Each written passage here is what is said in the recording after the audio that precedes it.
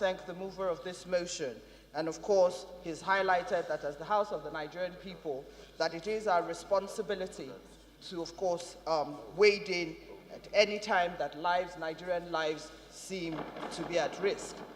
But, Mr. Speaker, I'd like to point out that these lives are allegedly 97 lives that have been taken. And so, Mr. Speaker, sir, we shall redirect the debate to act on the premise that until there's a confirmation of these deaths, that we will deal with it as alleged deaths.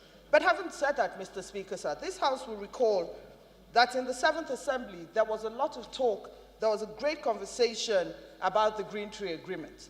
And of course, when the statute of limitation on the appeal of 10 years came by, this House of Representatives created a committee that interfaced with the executive arm of government in the hope that we could ensure that the agreements, that the contents of the Green Tree Agreement were followed to the letter.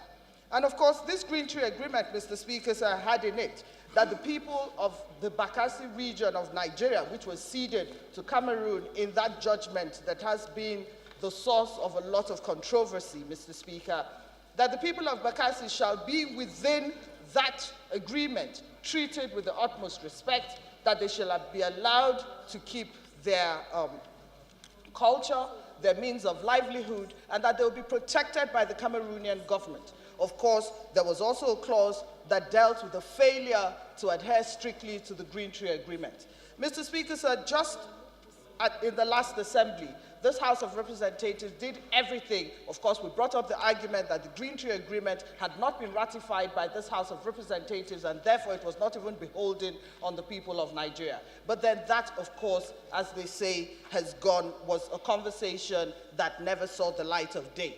And so I would urge that we will, of course, invite the Ministry of Foreign Affairs, but I would urge that we all control our utterances, for want of a better word, Mr. Speaker, sir. I would ask that until all the facts concerning this matter have been brought to the fore, that we should, as a House, de-escalate the matter again, I ask, so that we get all the details based on the engagement with the Nigerian government and the Cameroonian government through their envoy. And of course, this House shall be duly briefed, and then at that point, we can now decide to take whatever measures that we must take as a country. But I agree with my colleague who has brought this motion to the floor of this House, that it is of the utmost import that we make the point that every Nigerian life is important to us as a country, and as a country we are committed to protect those Nigerian lives. But I would just ask that we keep our gunpowder dry until a time is such where we have all the details.